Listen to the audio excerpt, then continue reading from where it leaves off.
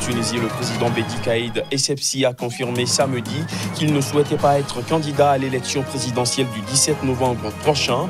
Il a fait cette annonce à l'ouverture d'un congrès de son parti. En Libye, le chef du gouvernement d'union nationale, Fayez Al-Sarraj, a mis en garde contre la perspective d'une guerre sans gagnant. Pendant ce temps, les forces de son rival, le maréchal Haftar, ont poursuivi leur offensive sur Tripoli. Et puis au Soudan, des milliers de Soudanais ont manifesté pour le deuxième jour consécutif devant le quartier général de l'armée dans la capitale Khartoum, réclamant la démission du président Omar El-Béchir.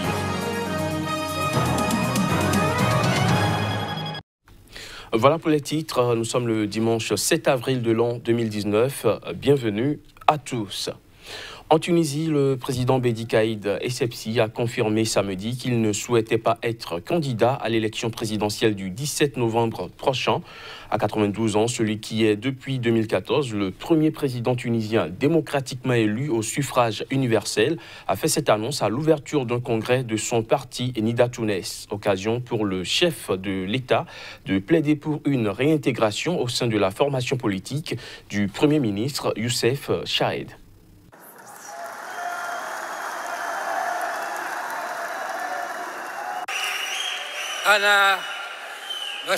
En toute honnêteté, je ne pense pas que je vais me présenter à la présidentielle. Je ne le pense pas.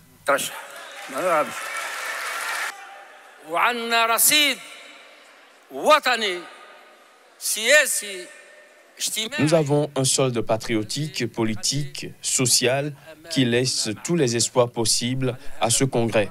Et surtout le rôle que va jouer Nida Tounes après ce congrès, peu importe le nombre d'adhérents, il devra rassembler toutes les forces centristes.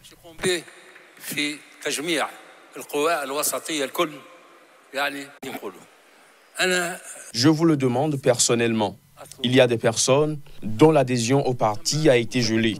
C'est votre droit et je ne m'immisce pas dans vos affaires. Et je ne vous en ai pas parlé. Mais il a accepté votre gel du parti et il s'agit du chef du gouvernement, Youssef Chahed. Et j'aimerais que vous le réintégriez. En bref, en Libye, le chef du gouvernement d'union nationale, Fayez Al-Sarraj, a mis en garde samedi contre la perspective d'une guerre sans gagnant. Rappelons les arrangements trouvés avec Khalifa Haftar lors de leur dernière rencontre fin février dernier à Abu Dhabi. Fayez Al-Sarraj a estimé que son rival avait trahi l'accord et avait tenté de le poignarder dans le dos.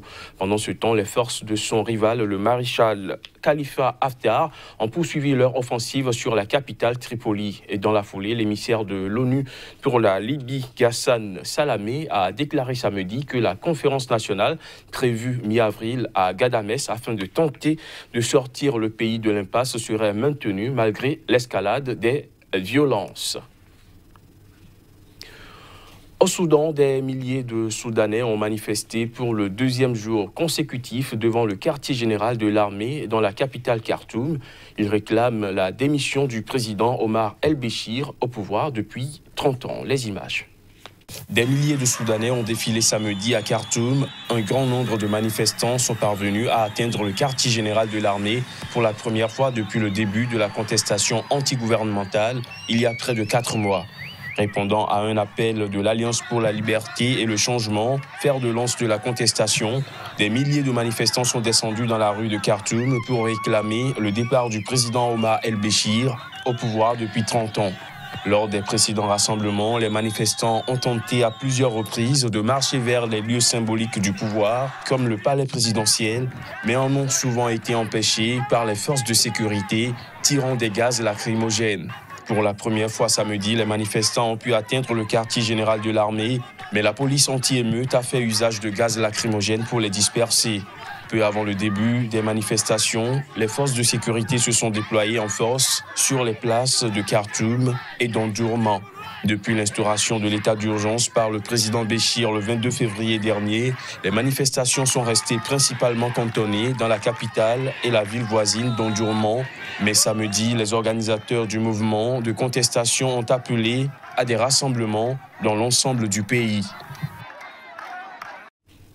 Au Mali, plusieurs centaines de milliers de personnes ont manifesté à la place de l'Indépendance vendredi à Bamako. Les avenues du monument de l'Indépendance étaient noires de monde sur au moins 2 km. Un meeting organisé à l'appel de l'imam Mohamed Dicko, président du Haut Conseil islamique du Mali, contre l'insécurité et la malgouvernance. Reportage Alima Bentouré. C'est un véritable raz-de-marée humaine qui était dans les rues de Bamako ce vendredi à l'appel de Mohamed Dicko, président du Haut Conseil islamique du Mali. Les avenues du monument de l'Indépendance étaient noires de monde, au moins sur 2 km de part et d'autre, pour interpeller les autorités selon les organisateurs. Mais de nombreux manifestants indignés et en colère demandent la démission du président de la République et de son Premier ministre. On a tout fait, les gens sont de mourir n'importe comment. On tue, on fait tout, il peut ne fait rien. Il ne bouge pas, il ne dit rien. On a marre, on a assez, qu'il parte. C'est tout ce qu'on veut. Il faut un changement du gouvernement. On veut qu'il n'a qu'à changer le chef du gouvernement. Il n'a qu'à changer M. Boubey. On veut un autre Premier ministre qui écoute le peuple. L'imam Dicko affirme que le président malien n'est pas son ennemi, mais il doit respecter la volonté du peuple. Le Mali se doit de prendre son destin en main, clament les manifestants. Nous ne voulons plus de la France aux commandes du Mali. Nous disons halte au cycle infernal de massacre des populations. Ce qui se passe au nord du Mali, lui c'est un Doran, lui c'est un peuple. On est tous les mêmes. Les assassins qui l'ont fait l'autre jour, on l'accuse la France, on l'accuse les MINUSMA, parce que c'est la faute à eux, et on s'en contre eux, on veut qu'ils se dégagent du Mali. C'est parce que nous avons des dirigeants incapables de prendre les responsabilités vis-à-vis de la France. Nous avons des dirigeants qui ne peuvent pas donner l'armée malienne ce qu'ils veulent. Nous n'avons pas de dirigeants qui se soucient du peuple malien. Comment se fait-il qu'une armée qui est née il y a plus de 60 ans, qui n'arrive pas à sécuriser son territoire, dire qu'ils ne sont pas dotés de quels moyens? Quels moyens vous voulez? Quels moyens? Même aux États-Unis, on fait des théories là-bas. En France, on fait des théories là-bas. Mais c'est l'armée française qui est là-bas. C'est l'armée américaine qui est là-bas. Donc l'armée malienne, ils ont les moyens. Ils ont la force, mais on les empêche. On les empêche. Depuis l'indépendance, c'est l'armée malienne qui sécurise le territoire malien. Mohamed Dicko a fait savoir que ce meeting se tiendra désormais chaque vendredi au même endroit tant que Soumeylou Boubé Maïga sera Premier ministre. Après le meeting, certains manifestants ont convergé vers le domicile du Premier ministre en brûlant des pneus pour tenter de le déloger. Ils ont été dispersés par des policiers avec des jets de grenades lacrymogènes. L'épidémie d'Ebola dans le nord-est de la République démocratique du Congo a fait 100 morts en moins de 3 semaines et plus de 700 depuis qu'elle a été déclarée le 1er août dernier. Ce bilan provient du dernier décompte quotidien du ministère de la Santé rendu public en début de week-end. Voici les détails. Depuis le début de l'épidémie, le cumul des cas est de 1117, dont 1051 confirmés et 66 probables. L'épidémie a été déclarée dans la province du Nord Kivu et marginalement en Ituri voisine. L'épicentre s'est déplacé à Mangina, en zone rurale, à la ville de Beni, puis actuellement Butembo, Katwa, à 50 km au sud de Beni, dans cette région où les populations se déplacent beaucoup. Il n'aura fallu que 3 semaines pour passer de 600 à 700 décès, soit une certaine accélération de l'épidémie après l'attaque des 2 centres de traitement de Butembo et Katwa ces dernières semaines. Le centre de Katwa n'a repris du service que samedi dernier avec une volonté affichée par le ministère de la Santé et ses partenaires, l'OMS et l'UNICEF, pour mieux associer les populations locales à la riposte anti-Ebola. Il s'agit de la 10e épidémie de fièvre hémorragique sur le sol congolais depuis 1976 et de la plus grave dans l'histoire de la maladie après celle qui avait tué plus de 10 000 personnes en Afrique de l'Ouest, en Guinée, au Libéria, en Sierra Leone en 2014. Pour la première fois, les populations sont vaccinées à grande échelle. Plus de 95 000 personnes ont reçu une dose de vaccin contre la maladie, selon le ministère de la Santé. Cette campagne a permis de sauver des milliers de vies, d'après l'autorité sanitaire. Boeing a pris acte cette semaine de la défaillance du système de contrôle de son appareil 737 MAX qui a contribué à l'accident d'Ethiopian Airlines dont les pilotes ont été dédouanés, et ce, dans un rapport préliminaire rendu public par les autorités éthiopiennes. Les détails. Les enquêteurs éthiopiens ont révélé dans le rapport préliminaire sur l'accident d'Ethiopian Airlines qu'ils ont publié que le commandant de bord et son copilote, quoique jeune, avaient appliqué toutes les procédures d'urgence. Après la publication de ce rapport qui met clairement en cause le système de contrôle de cet appareil et dédouanant les pilotes, le PDG de Boeing a redit la confiance dans la sécurité intrinsèque du 737 MAX.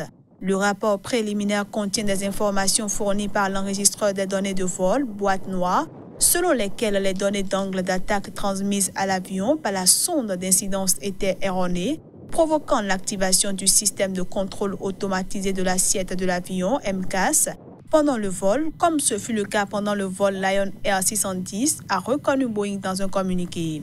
En ce qui le concerne, le responsable de la division aviation commerciale du constructeur américain Kevin McAllister a promis que toutes les mesures supplémentaires nécessaires pour renforcer la sécurité seraient prises. Ce rapport était très attendu alors que le temps presse pour Boeing de faire voler son MAX, entré en service il y a moins de 2 ans, mais essentiel pour le groupe. Depuis mi-mars, toute la flotte 737 MAX est clouée au sol, en raison des similitudes entre la tragédie du vol Addis Abeba-Nairobi le 10 mars, qui a fait 150 morts, et celle de Lion Air, survenue le 29 octobre, tuant 189 personnes. Le visa d'entrée aux États-Unis du procureur de la Cour pénale internationale a été révoqué. Cette mesure intervient alors que Fatou Bensouda devait se rendre aux États-Unis afin d'enquêter sur d'éventuels crimes de guerre commis par l'armée américaine et ses alliés en Afghanistan. Il faut dire que les États-Unis font partie des nombreux pays, dont la Russie et la Chine, qui n'ont pas rejoint la Cour pénale internationale. Reportage. Fatou Bensouda fait les frais de la nouvelle politique de restriction de visa américain contre les personnes directement responsables pour toute enquête de la Cour pénale internationale contre des militaires américains. Alors qu'elle devrait se rendre aux États-Unis pour enquêter sur d'éventuels crimes de guerre commis par l'armée américaine et ses alliés en Afghanistan, le procureur de la CPI a vu son visa revoqué.